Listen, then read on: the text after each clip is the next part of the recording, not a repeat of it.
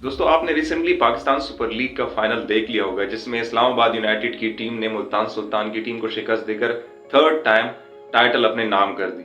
और उसके बाद इस्लामाबाद यूनाइटेड की टीम को 14 करोड़ पाकिस्तानी रुपया विनिंग प्राइज मिली और मुल्तान सुल्तान की टीम को, जो कि रनर अप टीम थी, उसको मिली 5 करोड़ 60 लाख पाकिस्तानी रुपए।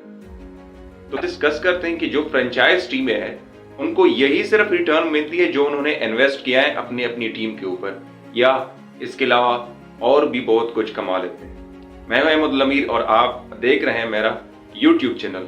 तो आज के व्लॉग में हम डिस्कस करने जा रहे हैं कि फ्रेंचाइज टीमें जो होती है वो किस तरह इन्वेस्टमेंट के ऊपर रिटर्न हासिल करती है।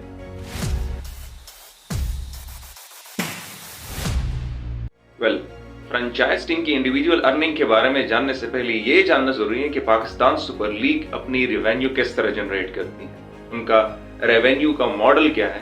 दोस्तों पाकिस्तान सुपर लीग की 4 कंपोनेंट रेवेन्यू मॉडल है, जिसमें ब्रॉडकास्टिंग राइट्स आते हैं, उसमें पीएसएल की टीम्स आती हैं, उसमें स्पॉन्सरशिप आती है, उसमें PCB as a governing component आती है।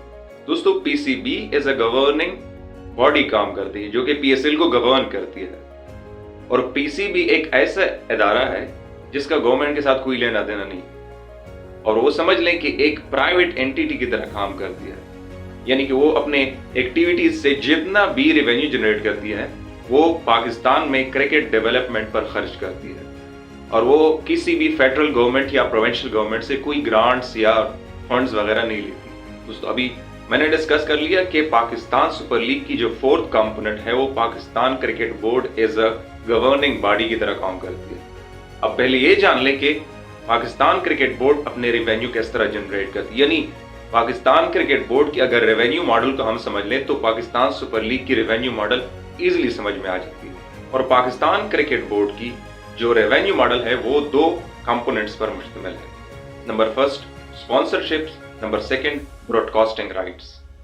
अब स्पॉन्सरशिप्स की टाइप्स है टाइटल स्पॉन्सरशिप्स। दोस्तों जिस तरह आप लोगों ने देखा होगा पीएसएल के साथ लिखा हुआ होता है एचबीएल।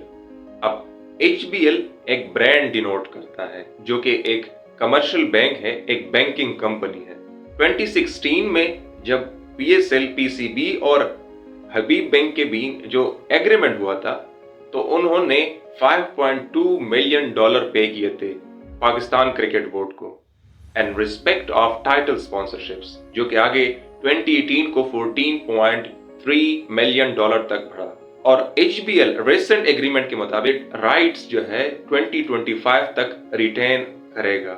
रेवेन्यू मॉडल के तहत पीसीबी जो है 5% रखेगा और 95% फ्रेंचाइज टीम को जाएगा। Second type of sponsorship is called official sponsorship. दोस्तों आप लोगों ने पीएसएल के मैचेस के दौरान कुछ इवेंट जरूर देखे होंगे, और जो भी इवेंट्स हो रहे होते हैं हर इवेंट्स के पीछे एक स्पॉन्सर लगा हुआ होता है। जिस तरह ओसाका पावर रन हो गया, या केएफसी की डोनेशंस हो गई, या ब्राइटो पेंट्स की डोनेशंस हो गई, या टपाल, और जितनी भी ये स्पॉन्सर्स हैं इनको कहते हैं ऑफिशियल स्पॉन्सर्स। पीसीबी ने 300 करोड़ से ज्यादा अर्निंग की है थ्रू दिस ऑफिशियल स्पॉन्सरशिप्स, और रेवेन्यू मॉडल के तहत 5% पीसीबी रखेगा और 95% फ्रेंचाइज टीम को जाएगा। पाकिस्तान क्रिकेट बोर्ड की जो सेकंड रेवेन्यू जनरेटिंग कंपोनेंट है वो है ब्रॉडकास्टिंग राइट्स। दोस्तों आप लोग क्रिकेट मैचेस तो देखते होंगे तो जरूर किसी टीवी चैनल के ऊपर देखते होंगे। तो जो टीवी चैनल आपको मैचेस दिखाता है वो असल में ब्रॉडकास्टिंग राइट्स हेल्ड कर लेता है। कहते हैं कि 2024 की जो पाकिस्तान सुपर लीग हुई है इसमें पीसीबी ने रिकॉर्ड रेवेन्यू अर्न किया है ब्रॉडकास्टिंग राइट्स से। 10.9 बिलियन पाकिस्तानी रुपया अर्न किया हुआ है, जो कि लास्ट ईयर की पीएसएल के मुकाबले में 41% ज्यादा है। वेल एक क्वेश्चन जरूर अराइज हो जाता है इधर आपके जहन में कि जो डिफरेंट स्पॉन्सर्स हो गए या डिफरेंट ब्रॉडकास्टर्स हो गए जो बहुत ज्यादा एक्सपेंडिचर कर रहे होते हैं तो उनको बदले में क्या मिल जाता है। वेल कारपोरेट वर्ल्ड में एक्सपेंडिचर ही तब होती है जब उनको पता लग जाता है कि हमें रिटर्न जरूर मिलेगा। उनकी ब्रांड्स की प्रमोशंस या प्रोडक्ट्स की प्रमोशंस हो रही होती है। अब आते हैं फ्रेंचाइज टीम की अर्निंग्स के ऊपर।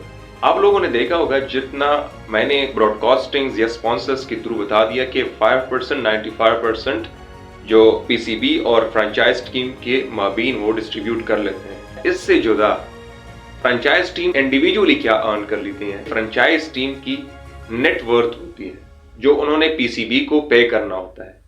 अब इतनी इन्वेस्टमेंट वो क्यों करे, इसके बदले में भी उनको एक रिटर्न जरूर मिलती है। अब इंडिविजुअल टीम की वर्थ की बात आ गई। जो 2016 में फर्स्ट टाइम HBL PSL हुआ था उसमें 5 टीमों ने हिस्सा लिया था और पूरी की पूरी जितनी भी टीम्स थी उनकी $93 मिलियन की वर्थ थी और सबसे ज्यादा वर्थ कराची किंग्स की थी $26 मिलियन। अब जाके आगे 2 साल के बाद PSL सक्सेसफुल हो गई और एक नई टीम लॉन्च हो गई, मुल्तान सुल्तान, जिसकी सबसे ज्यादा वर्थ थी $45 मिलियन। अब यहाँ पे मैं सिर्फ मिलियन डॉलर्स में बात कर रहा हूँ, जरा रेलेवेंट जिस ईयर की मैं बात कर रहा हूँ वहां पे एक्सचेंज रेट के साथ मल्टीप्लाई कर लें, फिर आपको पता चल जाएगा कि पाकिस्तानी रुपए में ये कितने अमाउंट आती है। अब इंडिविजुअल टीम्स की जो अर्निंग्स है, जिसको प्राइवेट कंपनीज ओन कर लेती है, इंडिविजुअल ओन करता है, उनकी अर्निंग्स क्या है स्पेसिफिकली, उसमें फर्स्ट नंबर पे आती है स्पॉन्सर्स। स्पॉन्सर जिस तरह PSL एक इवेंट PSL को एज अ होल स्पॉन्सर कर दी, इस तरह PSL की टीम्स को डिफरेंट स्पॉन्सर्स स्पॉन्सर करते हैं। आप टीम की शर्ट्स को देखते हैं, जो किट देखते हैं उसके ऊपर डिफरेंट लोगोज लगे हुए होते हैं, ये इंडिविजुअल टीम के स्पॉन्सर्स होते हैं। जितनी भी टीम के एक्सपेंसेस होते हैं वो स्पॉन्सर्स बेयर करता है।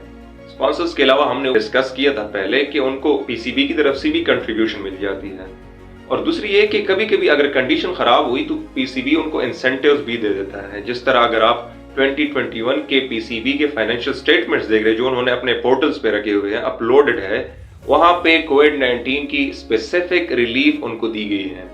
ये भी एक इंसेंटिव है पीसीबी का फ्रेंचाइज टीम्स को। सेकंड थर्ड बात यह है कि उनको मर्चेंडाइज जो वो शर्ट्स बेच देते हैं, जो वो चेन वगैरह बेच देते हैं रेलेवेंट फ्रेंचाइज टीम की, उनसे भी उनको रेवेन्यू होती है। जो टिकट्स बेच रहे होते हैं उनमें 5% पीसीबी रख लेता है और 95% जो होता है वो पाकिस्तान सुपर लीग के फ्रेंचाइज टीम को जाता है। तो ये डिफरेंट रेवेन्यू रिसोर्सेज है फ्रेंचाइज टीम्स के। अब अगर एक टीम जो है वो इतनी ज्यादा अर्न कर रही है, उन्होंने इन्वेस्टमेंट जरूर किया लेकिन वो इतने ज्यादा अर्न कर रहे हैं, तो उनको जीतने की क्या जरूरत है?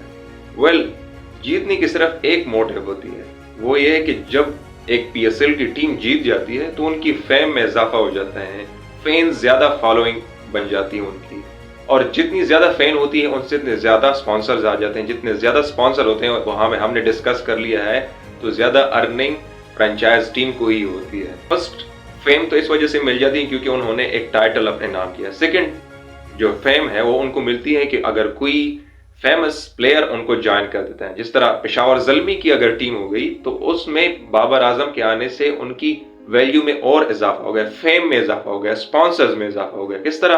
पहले पेशावर ज़ल्मी की इंडिविजुअल अपनी फैन बेस होती थी, उसके बाद जब से पेशावर ज़ल्मी को बाबर आजम ने ज्वाइन कर लिया है तो जितने भी बाबर आजम के फैंस हैं वो पेशावर ज़ल्मी को सपोर्ट करते थे, और डायरेक्टली प्रोपोर्शनल जिस तरह फेम ज्यादा मिलती है उतनी स्पॉन्सर्स ज्यादा आते हैं। फ्रेंचाइज क्रिकेट में इंडिविजुअल प्लेयर को बहुत ज्यादा मोटिव्स मिलते हैं, क्योंकि अगर वो एक विनर टीम का हिस्सा है तो उनको जो विनर प्राइज मिलती है उसमें एक शेयर मिल जाता है। अगर वो पार्टिसिपेट भी करता है तो वो जो पार्टिसिपेशन में 50% टीम को मिलती है उसमें भी शेयर मिल जाता है। बट इंडिविजुअली अगर परफॉर्मेंस अच्छी करे तो उसमें मैन ऑफ द मैच की जो प्राइजेस होते हैं वो भी रिसीव कर लेता है। अगर परफॉर्मेंस अच्छी करे तो उसकी कैटेगरी में या ऑक्शन में जो बेस प्राइस होती है उसमें इजाफा हो जाता है। वेल, रिसेंटली अगर मैं बताऊं सुपर लीग में जो हाईएस्ट कैटेगरी की जो प्लेयर्स गए हैं वो $2,20,000 पे खरीदा गया है। तो जैसी वो परफॉर्मेंस ज्यादा करेंगे उनको मोटिव्स बहुत ज्यादा मिलती हैं, तो इसकी वजह से कंपटीशन बढ़ जाती है। वेल, ये वो कुछ तरीकाकार हैं जिनके थ्रू एक फ्रेंचाइज टीम जो है फ्रेंचाइज लीग में अर्निंग कर सकती है। इन सारी डिस्कशन से आप एक कंक्लूजन जरूर निकाल सकते हैं कि अगर स्पोर्ट्स से पैसा हटा दिया जाए तो एक्साइटमेंट जीरो हो जाती है। बात तो सही है। बिल, ये हकीकत है। और इंडिविजुअली आप किसी प्लेयर के टेक्निक्स पे बात कर सकते हैं कि स्पोर्ट्स टेक्निक्स जो है, क्रिकेटिंग टेक्निक्स उनकी अच्छी है। दोस्तों, अगर आपको इस तरह की इंफॉर्मेशन में इंटरेस्ट है तो मुझे सपोर्ट कर दीजिए, इस चैनल को सब्सक्राइब कर दीजिए और वीडियो को लाइक और शेयर कर दीजिए। इंशाल्लाह मिलते हैं नेक्स्ट ब्लॉग में, तब तक मुझे इजाज़त दीजिएगा और अपना ख्याल रखिएगा। अल्लाह हाफिज़।